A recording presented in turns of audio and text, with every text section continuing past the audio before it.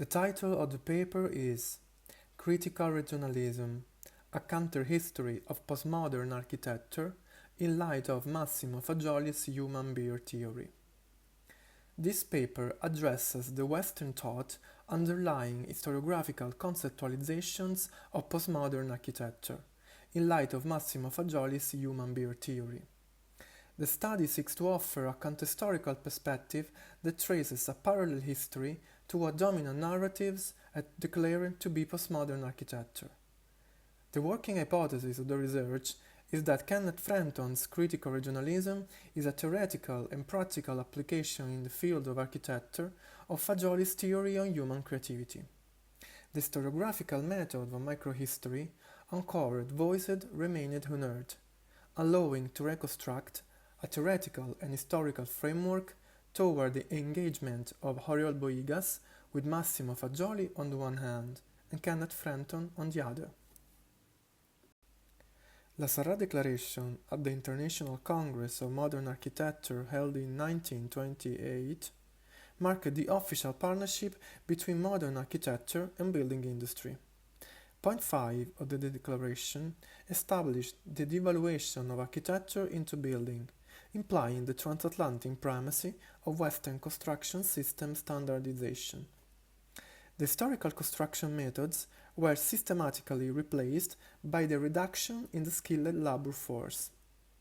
According to Kenneth Frampton, this International Congress of Modern Architecture, and I'm quoting, openly asserted that architecture it would have to depend not on craftsmen, but on the universal adoption of rationalized production methods. End of quote. The pioneers of modernism emphasized the outcomes of the production system as a new architectural morphology through a colonialist approach, the universal language of la machine habitaire. The following architecture's loss of identity led to the crisis of modern mythology, claimed at the International Congress of Modern Architecture 10, held in Dubrovnik in 1956, and affected the academic debates in the 60s and 70s. The post-World War II was indeed characterized by the discussion on the recovery of history in the town planning and architectural design, or also referred to as an architecture historical term. Siegfried Gideon's third generation of architects showed a new approach toward the concept of the past, introducing for the first time non-rational morphologies within the architects' languages. According to Gideon, and I'm quoting, the attitude of the third generation of architects to the past is not to saw out detail from their original context. It is more an inner affinity, a spiritual recognition of what is able to strengthen our inner security. Toward a Conquest of the Irrational is the title of an article published in 1966 by the Spanish architect Rafael Moneo. In the words of Moneo, and I am quoting, the efforts of the third generation architects are directed toward the conquest of irrational elements, those elements that the dogmatism of the first half of the 20th century seemed to have forgotten. In shedding light over the drive that lead architects toward what the author calls irrational elements, Moneo claims the content capacity of form, rejecting the rationalist narrative of form follows function. Although Moneo refrains to address the reasons of this assumption in the lack of a psychiatric theory supporting the hypothesis, the irrational is assessed as the way out of the rationalism crisis. Rafael Moneo's paper raises a crucial issue to our discourse: the link between the drive toward unconscious images and the recovery of the past to find architecture's identities. In this context, Moneo recalled Brian Hosden's tribute to Aldo von Eyck, and I am quoting, to Aldo von Eyck, for recognizing that architectures are symbols, for recreating his own childhood by building a kingdom of forms in which their imaginational children reigns. The humanist approach of Aldo van Eyck, as defined by Lilian Lefebvre and Alexander Tsonis, fully embodies the postmodern spirit to go beyond the functional city, and takes into account non-Western legacies. The connection between irrational elements and non-Western morphologies is recognized in von Eyck's work through exploring the creativity of child and artist. The humanist approach has been thus gently underlined in the title of the architect's writings collection, The Child, the City, the Artist. The exclusion of Raphael Moneo and Aldo von Eyck from what the historiography has declared to be the climax of postmodern architecture, the first Venice Architecture Biennale titled The Presence of the Past, seems to confirm this study.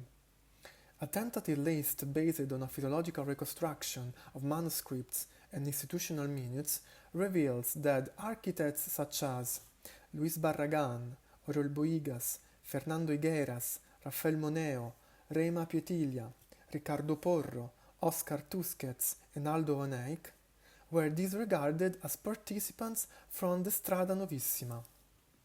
The common ground between these architects is a sensitivity toward the use of unknown morphologies, descending from autochthonous languages, combined with modern technique, resonating Kenneth Frampton's theory of critical regionalism. While architectural history recalls 1980 as the year of the exhibition The Presence of the Past, this study highlights that in the same year, Frampton published Modern Architecture, a Critical History, where the theory of critical regionalism was formulated. A return to sources and the substance of images is needed to recreate the architecture's identity. Critical regionalism is discussed in its capability to unveil the irrational dimension on human creativity. It is perhaps not entirely accidental that the interest of the third generation of architects in the non-rational dimension of architecture occurs in the same cultural environment in which Massimo Fagioli elaborates the human being theory. Fagioli offers the psychiatric fundamentals to scientific conceptualization that birth begins with a thought as an unconscious image, overturning the old psychiatric theories based on rational thought.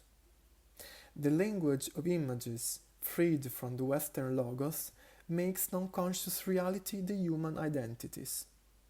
The reflection in the field of architecture can be found in reading between the lines the theoretical and practical paradigm of critical regionalism, in light of the scientific vocabulary provided by Fagioli. Starting from Paul Ricoeur's paradox, How to Become Modern and Return to Sources, Kenneth Frampton clarified that, and I'm quoting, architecture can only be sustained today as a critical practice if it assumes as a rearguard position. End of quote. In other words, to sustain any kind of authentic culture, it is necessary a process of assimilation and reinterpretation of all form or traditional, regional, and autochthonous languages. Ricoeur's dichotomy, universal civilization and national cultures, means the spread of modern architectural technology worldwide, in the opposite of other cultures, where no rational original elements coming from human mind and craft cross each other. Within Towards a Critical Regionalism, 6 Points for an Architectural Resistance, Kenneth Frampton provides a detailed description underlying a profound link with Massimo Fagioli theorization. And I am quoting, "The scope for achieving a self-conscious synthesis between universal civilization and world culture stems directly from a revealed conjunction between, on the one hand, the rationality of normative technique and on the other, the irrationality of idiosyncratic form." End of quote. Although Frampton was not familiar with that instinct and knowledge and the relevant impact in the field of arts and architecture, he summarizes what other architects refer to as a spiritual recognition, humanist approach, irrational elements, unconscious need under the term of irrationality, to link architecture's identity and something which is not rational related, the human non-conscious reality. On the other hand, the rationality of normative technique should be read as awareness of being in a given historical time. That is the element necessary to avoid the misunderstanding of critical regionalism as a romantic revival, vernacular copies detached from the present historical realm. The contrast between these two elements, universal civilization and work culture, rationality or irrationality, known and unknown, is materialized in Jørn Utzon Bagsvej Church in Copenhagen, through the dialectical confrontation of West and East. And I am quoting, "While the reinforced concrete shell vault has long since held an established place within the received tectonic canon of Western modern architecture, the highly configurated section adopted in this instance is hardly familiar, and the only precedent for such a form, in a sacred context, is Eastern rather than Western, namely the Chinese pagoda roof." End of quote. The theory and practice of critical regionalism offers society an idea of architecture image as a human creative substance, where the irrationality of forms is a vehicle to recreate cultural and local identities by discovering the sources. Paul Ricoeur acknowledges the origins as a source of cultural identity, and I am quoting, "The creative nucleus of great cultures, the nucleus on the basis of which we interpret life, what I shall call, in advance, the ethical and mythical nucleus of mankind." End of quote. Cultural identity is indeed rooted in a political and anthropological environment through Kenneth Frampton's place form, which is ultimately linked to what Hannah Arendt has termed the space of human appearance. According to Arendt, the power to found cities comes from the life force released by the dwelling together of people. A significant materialization to these theories is the Catalan regionalism, of which the Spanish architect Oriol Bohigas is a spokesman. In this context, it is possible to take Bohigas' work as a conjunction between Fagioli's human birth theory and Frampton's critical regionalism. It is relevant to take into account the following timeline. Starting from 50s, Oriol Bohigas will be the key exponent of the foundation of Catalan regionalism as a theory and practice. In 1972, Massimo Fagioli published the first edition of that Instinct and Knowledge. Between 1979 and 1980, Oriol Bohigas was shortlisted as a participant of the Strada Novissima, and then disregarded. In 1980, Oriol Bohigas' Catalan regionalism is featured in Kenneth Frampton's Modern Architecture, A Critical History as a reference point of critical regionalism. In 1994, Oriol Bohigas and the Catalan architects hosted in Barcelona the temporary exhibition Il coraggio delle immagini, a selection of projects carried out by a group of Italian architects based on ideas and drawings by Massimo Fagioli between 1986 and 1994. This paper assumes the interest of Oriol Bohigas and the Catalan architects into Fagioli's exhibition Il coraggio delle immagini as a micro-history depicting the tight bond between Fagioli's conceptualization of non-conscious image and critical regionalism. The contrast between what the historiography has declared to be postmodern architecture and critical regionalism can be intercepted in light of the human birth theory, by a comparative analysis with Fagioli's conceptualization of figure versus image.